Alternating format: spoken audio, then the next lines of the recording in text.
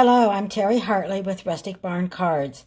Welcome if this is your first time, and I'm glad for those of you returning.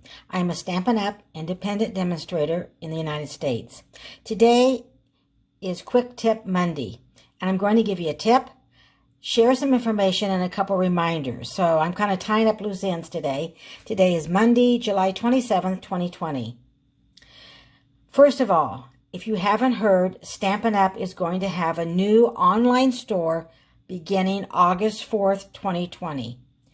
This experience should be easier for you as a customer. Now, if you already have a username and password, you can still use the same one. But if you have it saved in your computer, the first time you go to sign in on the new store, you will need to enter your username and password. But don't worry if you have it saved on auto on your computer and you have forgotten your password, there'll be a place where you can click Forgot Password and reset it. And then once you sign up with using your username and password on the new Stampin' Up!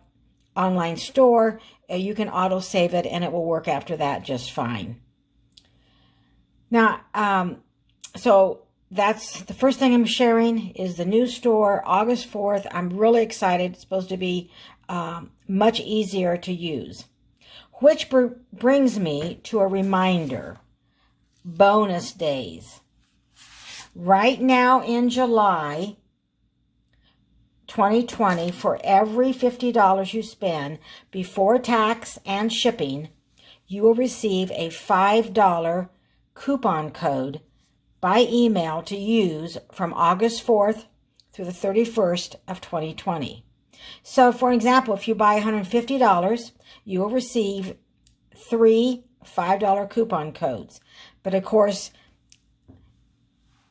the $50 or the $150 or however much you spend must be before tax and shipping.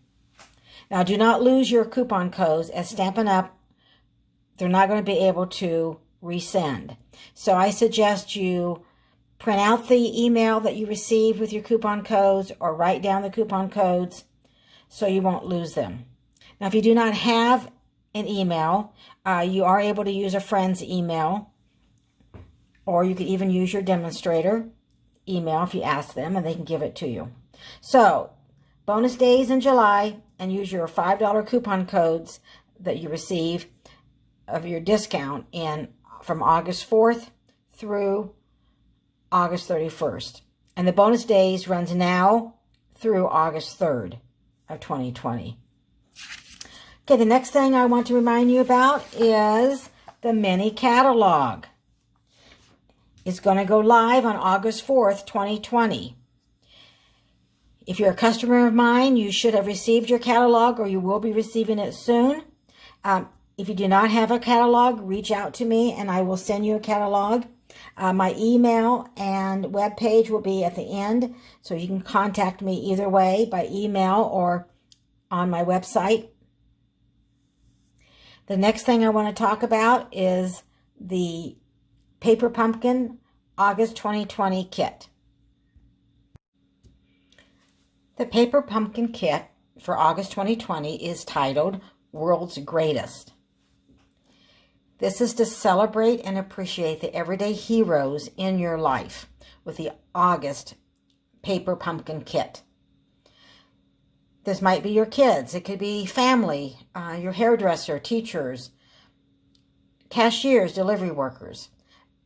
But this is to celebrate champions in your life and share those cards. The kit is going to include enough supplies to create 9 cards and 9 coordinating envelopes. The card sizes are 4 1/4 by 5 1/2. Coordinating colors: Bumblebee, Gold, Mint, Macaron, Pacific Point, Soft Suede, and White. Don't worry if you don't have all of those colors. Just letting you know the coordinating colors that you can use that go with the August pumpkin kit. You will have a ink spot in your kit that you'll be able to use. Now you have through August 10th to sign up, or as long as they last, Remember, in May 2020, they sold out before May 10th. You are able to go to my website, terryhartley.stampinup.net, to order a paper pumpkin kit. And I always have a video after you receive your kit. Check my channel, YouTube, Rustic Barn Cards, and I will have a video to show you how to make the cards in the kit and also to show you some alternatives that you can make. Okay, we've had some reminders. I shared information about the new store. And now my tip is about distinctive stamps. And the reason I have chose that is because in the August paper pumpkin kit, the kit stamp set includes distinctive stamps. And I want you to know, what are those? How do you use them? How are they different than the other stamps in our catalog? So the distinctive stamps, I'm going to show you in the catalog how you know which ones are distinctive, and then I'll explain to you what they are. So for an example, on page 72 in the annual catalog, Healing Hugs, and you'll know that it's distinctive because at the bottom it has a little green emblem that says distinctive. And then there's more than just these two in the catalog, but on page 84, another stamp set that is distinctive is the Prize Penny. And again, you'll see the little emblem that says distinctive. And I chose those two because I have these two on my shelf, the Healing Hugs distinctive stamp and the Prize Penny. And Stampin' Up! Has a patent on these, and what they have done, they have taken an actual, for example, like this rose and these leaves, they've taken an actual picture of a rose and leaves, and then they made them into a stamp. So the distinctive stamps have a lot of detail. But there is a tip or two that I want to share with you so you can get a good image when you're using distinctive stamps. So I went ahead and put the largest peony on a block. And I'm going to bring in Melon Mambo. So I'm going to show you what you should do, and then I'm going to show you what you shouldn't do when you're using distinctive stamps. So again, because this is such a large image, I'm going to turn my stamp pad over. You know, you don't have to. So I'm going to ink it up, and I do not want to, I want to make sure I have it inked up, but I don't want to get too much ink on my stamp.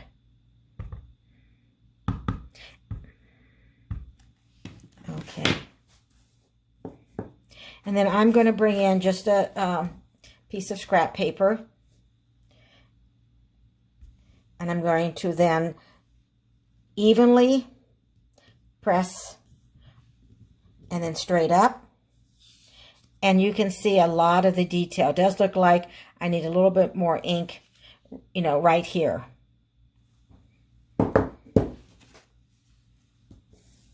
So I'm going to go ahead and ink that up again.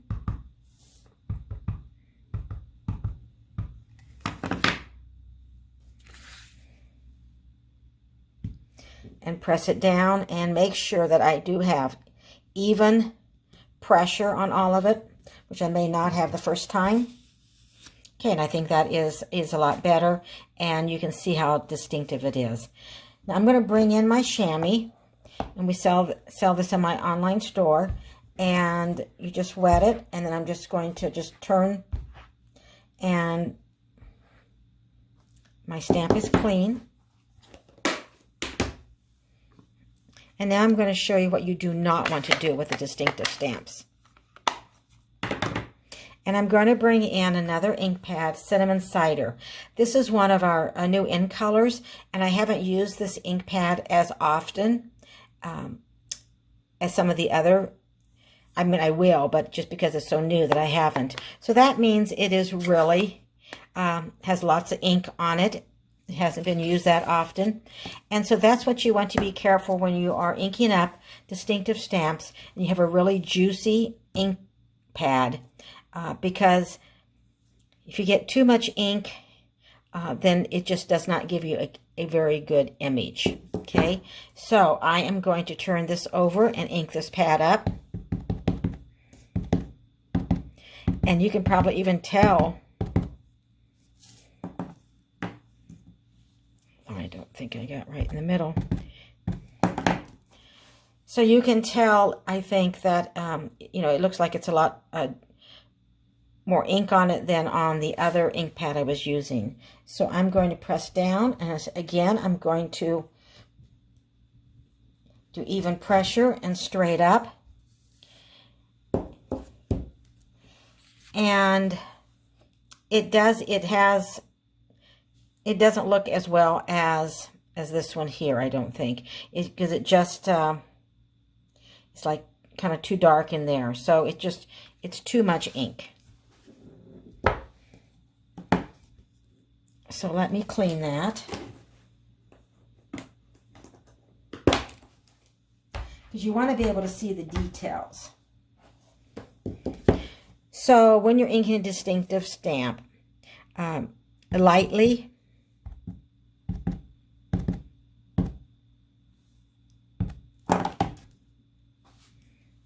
is your best, and then make sure you put pressure on the entire stamp.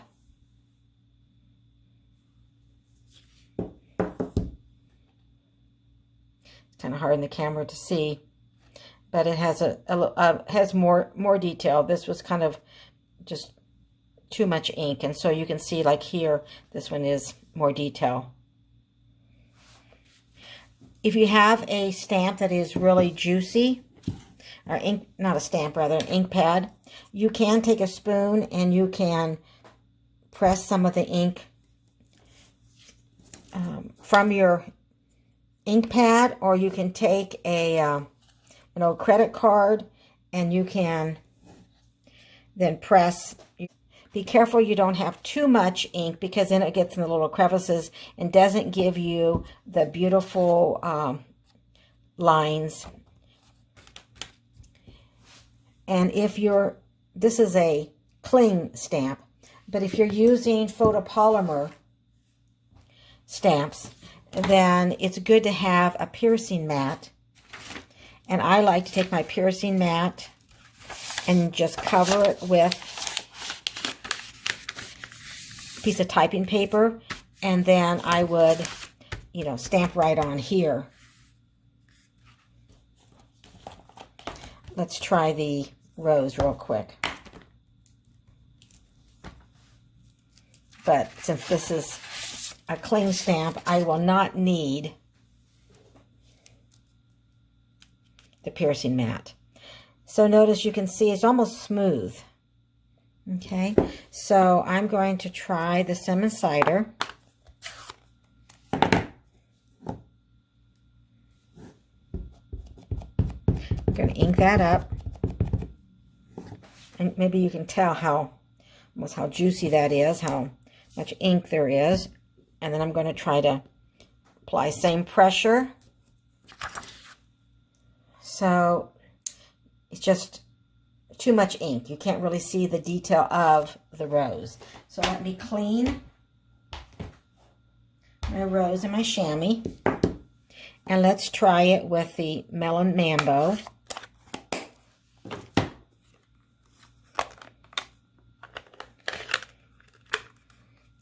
This is the ink pad they used to sell. If you're noticing how they're different, then they're both different. This is an older ink pad. I want to try to hold it the same way. Stamp it the same so you can see. Okay, I want it. Okay, and I'm going to stamp it. Apply pressure.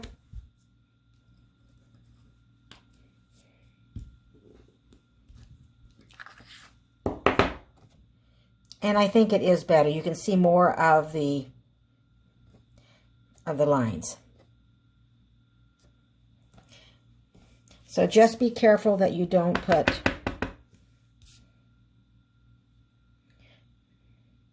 too much ink on your stamp. But then again, as you see here, I did not put enough. I did not put enough ink, or I did not put enough pressure. So let me try that again.